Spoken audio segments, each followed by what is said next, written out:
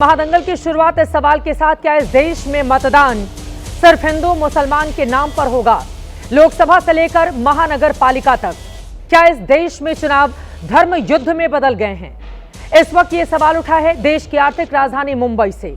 इसी 15 तारीख को मुंबई महानगर पालिका का चुनाव होना है, लेकिन जो चुनाव शुद्ध रूप से लोकल मुद्दों पर लड़ा जाता वो हिंदू मुसलमान और हिंदुस्तान पाकिस्तान पर आकर अटक गया है। मुंबई महानगर पालिका के चुनाव में जो नारे लग रहे हैं, जरा उनके शब्दों पर आप गौर फरमाएं।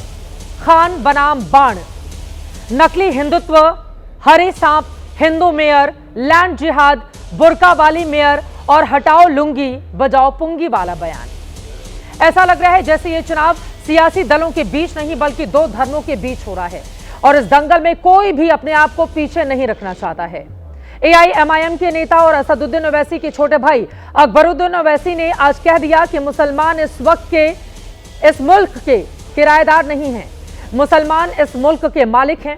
तो महाराष्ट्र के मंत्री नितेश राणे ने जवाब दिया है कि इस शहर में सिर्फ जय श्री राम बोलने वाले ही दिखाई दें, उन्हें पाकिस्तान में बैठे अब्बा के पास भेजना है और इधर से उनको साफ करना है।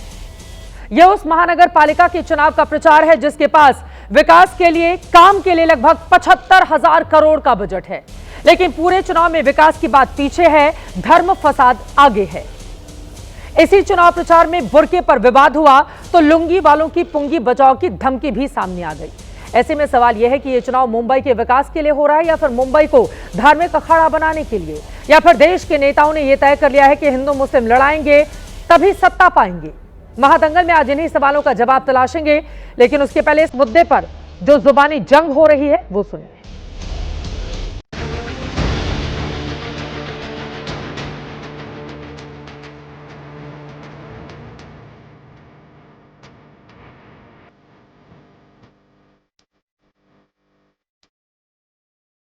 ना मैं अपना कलमा छोड़ने तैयार हूं, ना मैं अपनी कुरान छोड़ने तैयार हूं, ना मैं अपनी शरीयत छोड़ने तैयार हूं, ना मैं अपनी मस्जिद छोड़ने तैयार हूं। मैं इस घर का किराएदार नहीं हूं, मैं इस घर का मालिक हूं।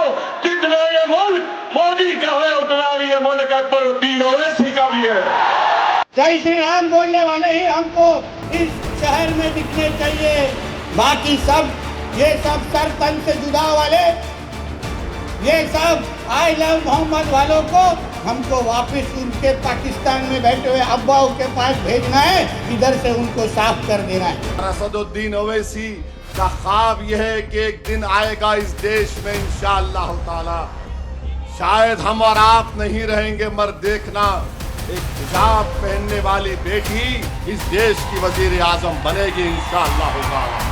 तो ओवैसी साहब को मैं कहना चाहूंगा कि भाई तुम्हारे इस जन्म में कि अगले कई जन्म में हिंदुस्तान का प्रधानमंत्री कोई बुर्काधारी नहीं होगा, और अगर तुमको कोई बुर्काधारी प्रधानमंत्री देखना है तो जल्दी से पाकिस्तान चले जाओ, तुमको बेशक देखने को मिल जाएगा। मुंबई का महापौर हिंदू बनेगा, मुंबई का महापौर मराठी बनेगा। हटाओ लुंगी और बजाओ पुंगी।